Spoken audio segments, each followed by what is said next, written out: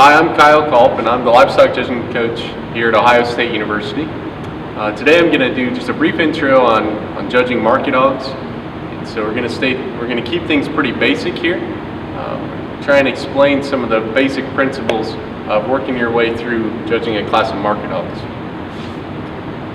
So when I'm teaching market hog evaluation to my students for the first time, I like to talk about three different areas. The first one is carcass value. Carcass value. In my opinion, all animals that are at the top of a class in a market class should have carcass value. When we're thinking about hogs, there's basically three general areas that I include in carcass value. The first one is muscle.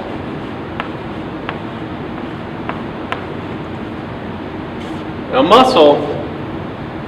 muscle itself is little round bunches put into round bundles, and so whenever we look at muscle is kind of rounded. We think about bodybuilders like Arnold Schwarzenegger back whenever he was ripped. You could see his muscles, not like mine, they were really, really rounded, very well defined. When we look at market hogs, one of the best places to look for muscle is down their back. And basically, it's going to look kind of like this. I've heard it explained lots of different ways. Some people would say it's kind of a bit of a butterfly shape. Other people might say it looks kind of like a double-barrel shotgun. But basically what we're looking at here is this muscle here. Okay, and this is the back or the top of a market hog. So this would be the backbone here. We're saying that this muscle here is kind of bulging out of it. And right in here, we haven't had any fat really deposited yet. And that's whenever we can see good muscle shape, whenever we're looking at them from a view that's either right up above them or just behind them, and we're studying them down their top. So we kind of look for this butterfly or kind of double-barreled shotgun shape whenever we're looking for muscle shape. Now we're also going to look for shape from behind, down through their ham. Basically, just kind of want it to be kind of big and bulging. Not the world's greatest artist, but looks something like this. And we can kind of see some creases in here. And then with the top going up, we kind of have this groove down its back. That would be kind of a muscular shape. Again, I'm not a great artist, but if you can picture what a market hog would look like, having a little tail right there.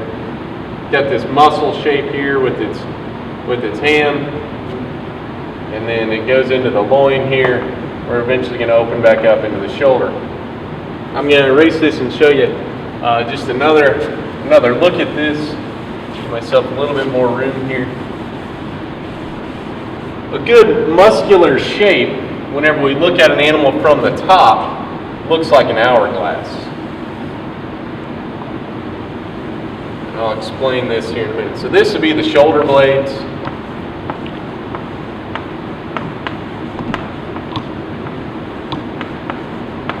Just to orient you here.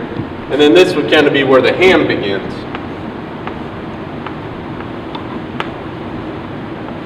Okay? So what we have here then again is the loin or the top. Basically we have this kind of hourglass shape. So we have the shoulder blade that's sitting big and wide and bold. Then it kind of comes back in a little bit and we get that muscular shape again with the spine kind of running down here. And then we're going to come back and open back up into a very big ham. Some people might call this flare to the ham, those types of things. As opposed to another type of shape that I commonly refer to with my students as a boat shape. I think this will be a good segue into the second part of carcass value, which is fat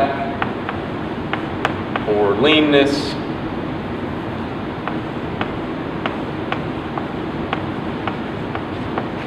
Okay. Oftentimes we see this other view here, where if we got the shoulder blades up here again, they're kind of here on both sides. We kind of start opening up, and we end up here with the ham, kind of starting it back in here.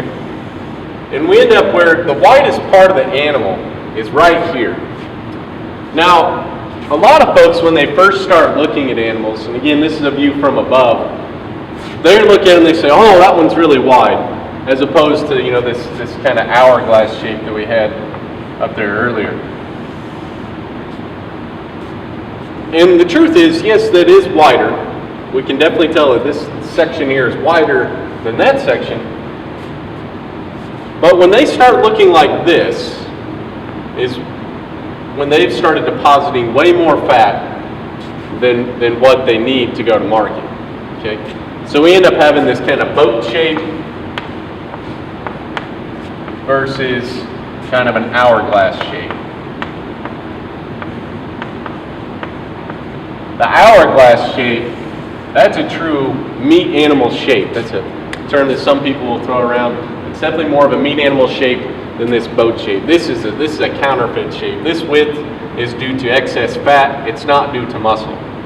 So again, if we're going to look for a muscular shape, we're going to look for that hourglass shape. We're going to look at it down their top. So if we're behind them, we kind of want this kind of butterfly shape. It's kind of double-barreled shotgun shape. That's where the muscle really is. Okay. And those things are extremely important. They're important because in this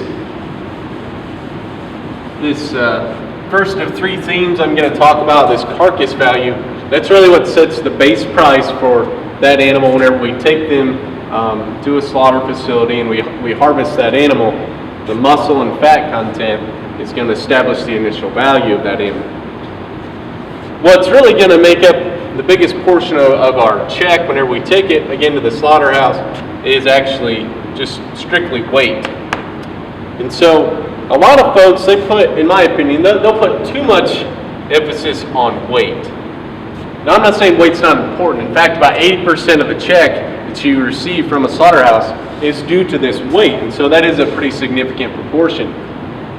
But what sets the base carcass value is muscle and fat or leanness, and then that gets multiplied by how heavy that pig is, and then you end up with the total carcass value.